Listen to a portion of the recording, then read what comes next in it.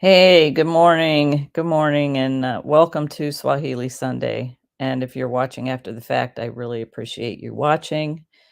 And I am sitting here on a heating pad right now because my back is has been bothering me pretty bad for a couple of weeks, and it hurts and seems to be not getting better. I've had back issues since my time in the military, and usually they kind of resolve themselves. I get a little treatment and it resolves. I've had some chiropractic care and massage, and it's pain's still there. So gonna have to go see somebody, which I don't really enjoy.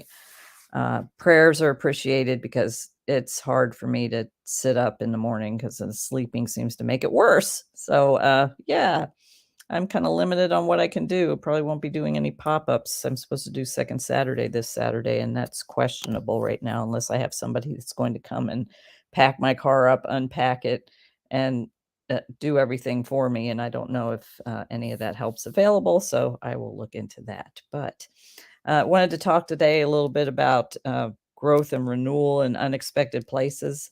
Last night, I went to, my friend Vanessa's event, Growing Through Concrete, the launch of her one-woman show, and she was sharing her story about how that concept came and the things that she's overcome from a bad marriage and other things, like people putting doubts in her mind about her talent and her ability, and she's just an amazing human.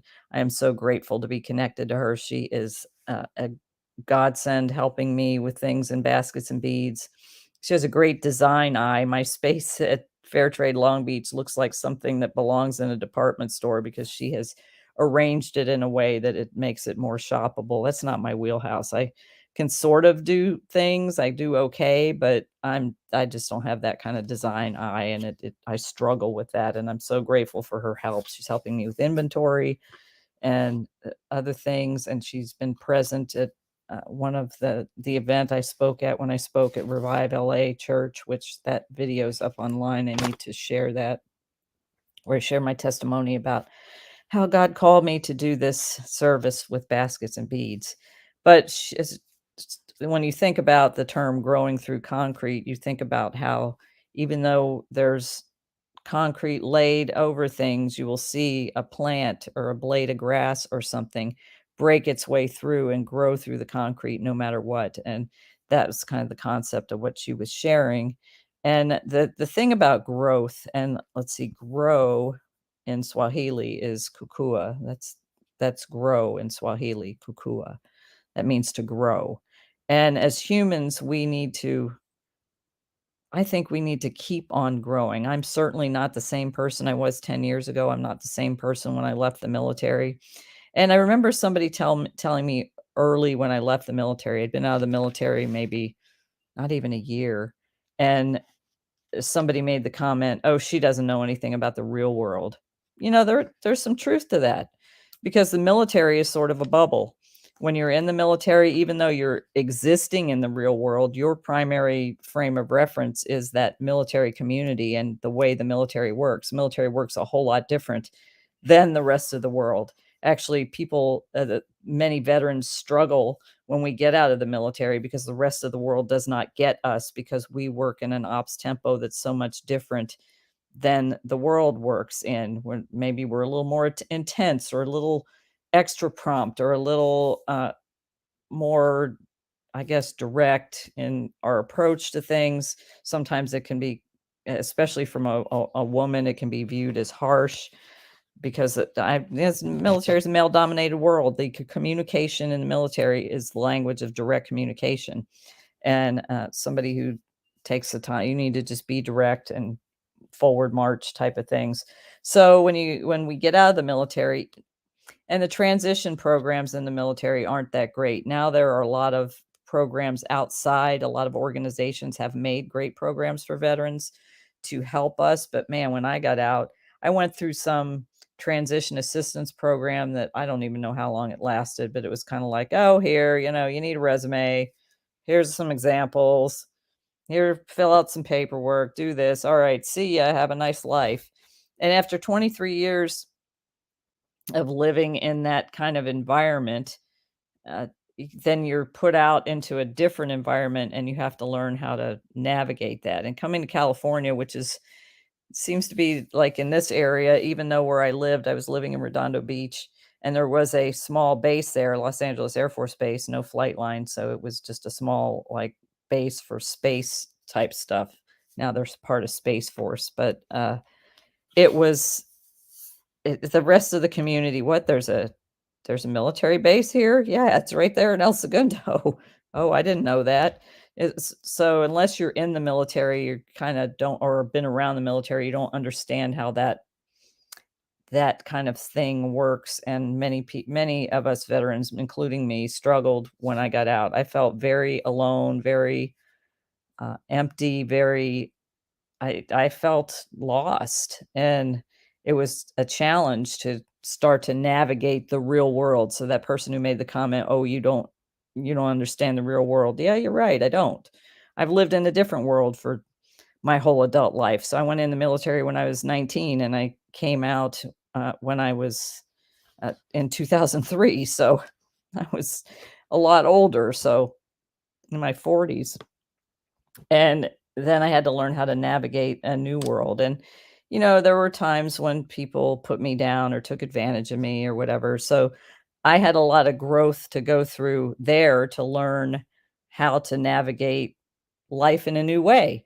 And then I also had to learn how to navigate. I was exploring entrepreneurship, even though I was working a corporate job.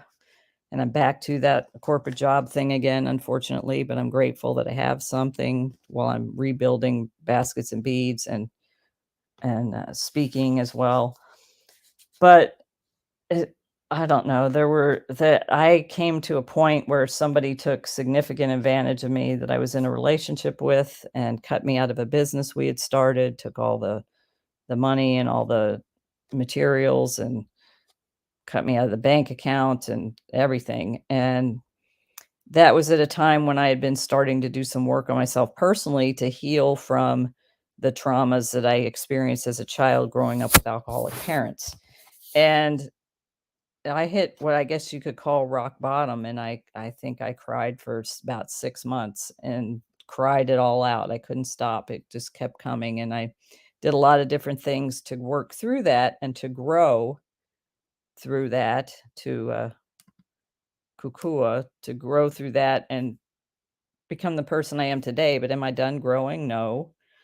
I think it's a never ending thing. We always can be better and we can always do better. Does that mean I'm not going to make any mistakes? No, I've made some significant mistakes. Uh, it, I sometimes, when somebody hurts me or does something that I feel uh, disrespected or whatever, I can react, and I've been working on that all my life, not reacting to that stuff. My pastor has a phrase that says extra grace required. And then a friend of mine who I put this at the bottom of my email in work is have grace, patience, and forgiveness freely and often. And why is that in my signature at work? Because I need to remind myself of that, especially now. People seem to be flying off the handle and just getting angry more so than I think before COVID. I think COVID has we were talking about that last night in, the group that was sitting at the table, how there's been some studies done how people's brains have changed and people react a whole lot faster and just fly off the handle. Everybody knows, unless you've not looked at any news or anything. I didn't watch the Oscars, but you heard about what happened with Will Smith. Would he have done that before COVID? Or is that, you think about, wow, why did he do that? He just reacted and bam. And why? Where did that come from? I had a situation this past week at work where somebody went off on me for 10 minutes and they were so disrespectful. They called me and instead of even identifying themselves, they asked me if was new in a very rude tone and asked me something else and then identified themselves and then proceeded to berate me for 10 minutes, which at the end of the day, they realized what she was beating me up about was nothing I had any control over. And to say that I've had some growth because first of all, I didn't react to her. I I was reacting in my body. It felt awful because no matter what I said, she just kept at me and kept at me and kept at me with, the accusation and it's my fault and I should have known, which I have no access to what she was telling me I should have read, and I have no control over what's put in the system that comes to me that causes me to act on certain things. I'm not gonna go into the detail about the situation, I'm just kinda talking in generalities, but after the end of the 10 minutes, I'm like, "Okay, I'm going to notify my supervisor, I will be talking to her," but then as soon as they hung up the phone, now I work from home, but we work in a different building than the main building. She came over to where she thought I was looking for me, and then she proceeded to dog my coworker out who was there, who told her the same thing. "We have no insight into what you're saying. We have no insight, no direction, no ability to make any decision on that. So, you're basically barking up the wrong tree."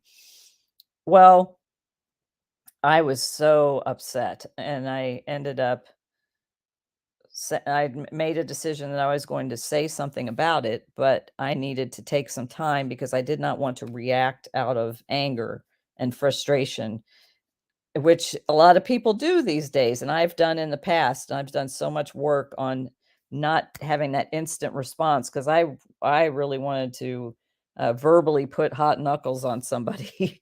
I, I was like, "Oh, okay, Satan, you're a liar, trying to trip me up and get me to react to this." So what I did was I wrote a rate about it, slept on it, got up the next morning, looked at it, tweaked a few more things because I wanted to make sure that it did not sound snarky, although I really wanted to be snarky, I'll admit it.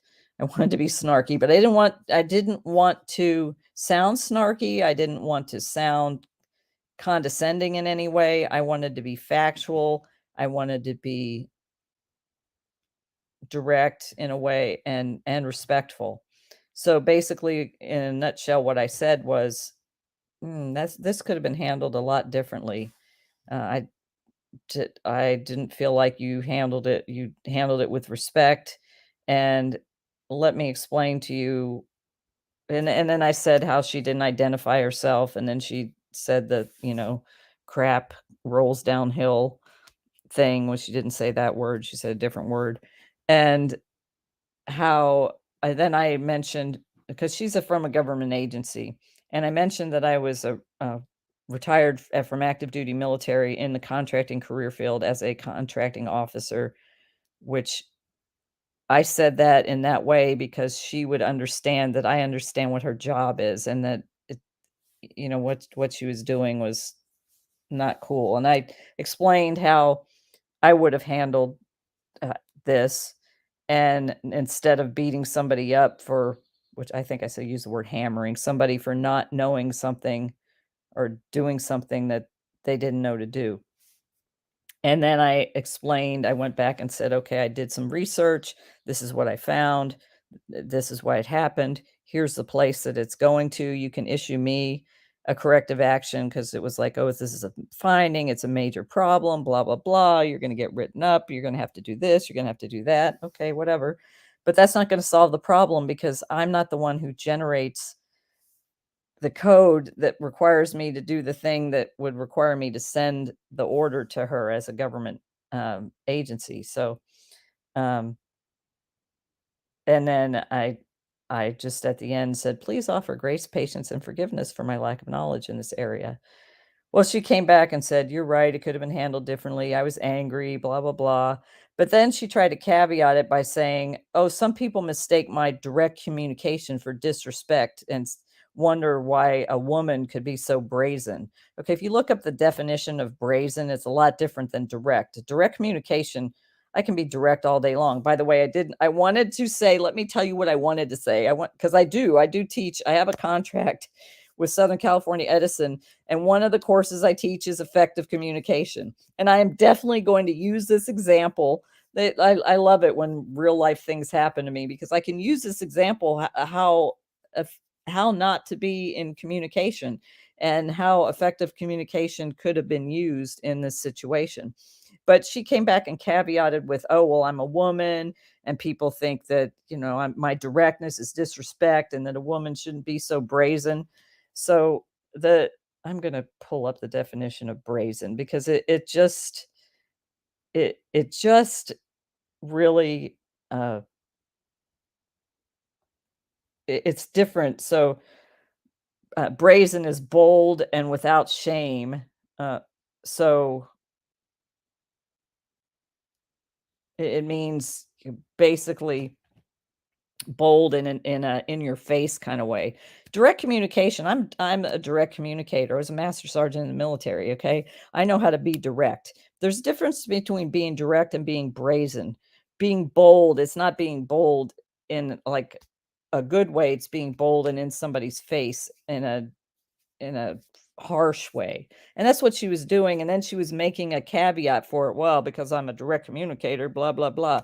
I'm like, okay, I'm not going to tell you that I teach people effective communication. And by the way, what you're doing is actually deflecting your responsibility of the issue.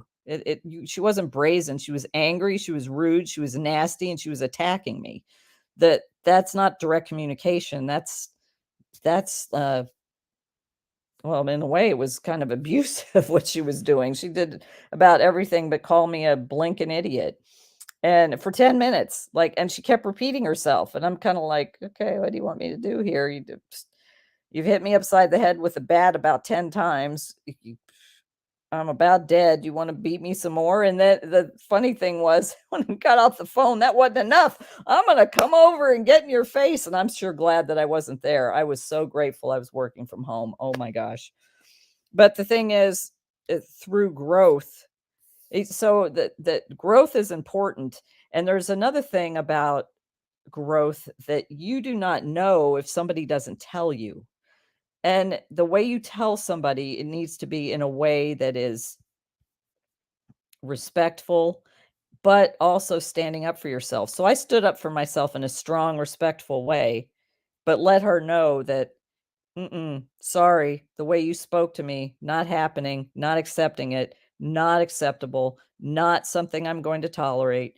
And I think I'm probably doing that for more than one person because I'm sure she's gotten away with it for a while. Seems to be the way of people these days. I've been on some other calls where people are yelling, and I'm like, what? You think that's gonna be a way to get somebody to do something and somebody to wanna support you is to yell and get in your face? I know people who've said, "Oh, you don't do you know who I am?" I like, "Who cares who you are? I don't care who you are.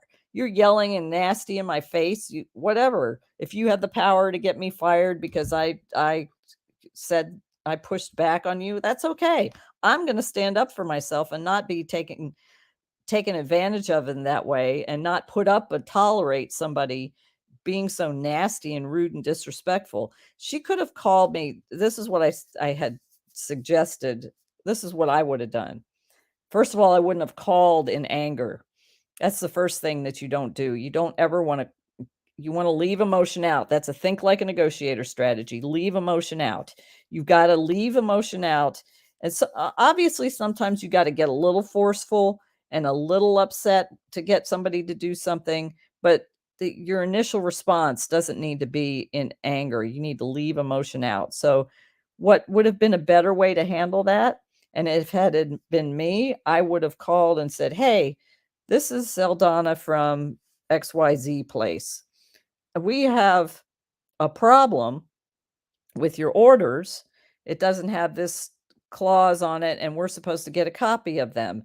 We're trying to find out what happened. So I want to know what your responsibility is in that." And then we could have had a discussion about it. We could have come to the point pretty quickly that I have no place in making those decisions.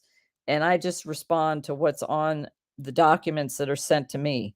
And then that would have been like, oh, okay, the problem is over here. It's not you. But she was just beating me up like it was me and it was my fault. And I didn't do this and that and this and that without even asking any questions. Then at the end of it, and when she comes over to the office, at the end of it, they realized we've just wasted our time. It has nothing to do with them at all. They wasted a lot of time, a lot of energy. They got themselves stressed out. And it was funny that I think it's her boss was on speaker and was trying to say something like, "Oh, we're not here to bash you or whatever," and then she just talked right over him and continued bashing me, and I'm like, "Yeah, okay, whatever." But I guess the thing to learn there is you have to have some grace, patience, and forgiveness for people, and do not respond in emotion. It We see it so much because people are posting videos of people where somebody's reacting or getting mad, and it's kinda like, "Why are you" like, the ones I've seen a couple videos where the woman comes up or the man or whatever, "This You're in the middle of the road. Why are you in the middle of the road in a parking lot? I'm calling the police. You're in the middle of the road." Okay, really? Honestly? Whatever. You can't respond in anger with people like that, and it's best to just if you can walk away, it's best to just walk away. I think I did share some time ago where I was backing out of a space in the grocery store, and somebody else was backing out. We came close, but my car starts beeping, and I think these people I was waiting for some people to walk past, they walked past, I started to back up. I think she started to back into them, and they said something to her. I don't even know what happened, because I started to pull up, and she was right on my back end. I don't remember if she was honking at me, but I could tell she was mad, she was flipping me off, and she followed me out of the parking lot and started to follow me down the street, and I'm like, "Oh my gosh, I am so not gonna respond to this. What am I going to do?" And I started to think, "Okay, what if she chases me? Where am I going to go?" And I thought, I'll drive to the police station." She's that mad about whatever I did. I don't even know what I did. So, um, you try to diffuse the situation and don't respond anger with anger to calm the situation down, and always stand up for yourself. So that's about what I have for today. Grow through unexpected places, but I do want to remind everybody of the fundraiser. I am still raising funds. Look, I'm doing a humanitarian mission in Kenya, and I need help. I I need help to do the things that we want to do in Kenya. I don't have access to people with large amounts of money that are willing to donate. I haven't met them yet. So I'm asking individuals to donate $5, $20, $100. If 100 people donate $100, I'll just about have most of my fundraising done. If 600 people donate $20, $5 will even help one kid get medicine. So I would appreciate your support. And you can go here, giftsandgo.com/G2JEE. That's golf to Juliet Echo Echo. So would appreciate your support. I'm leaving May 26th. I still have a lot of funds to raise, and I'm still going to be reaching out to people. Unfortunately, a lot of people are ignoring me, which that happens. But if I send you a request and you can't do it, I'd appreciate just a response of some kind. I'd love to help, but unable to at this time. Okay, or thank you. I will go ahead and make a donation. Whatever. It's tax deductible. It's because it goes to 501(c)(3) nonprofit. You can see exactly most of the things we're going to do here. It's listed in the website. So if you have any questions, you can send me a message or send me an email at Eldana, at basketsandbeadskenya.com, Eldana at basketsandbeadskenya.com. And so that's about all I have for today.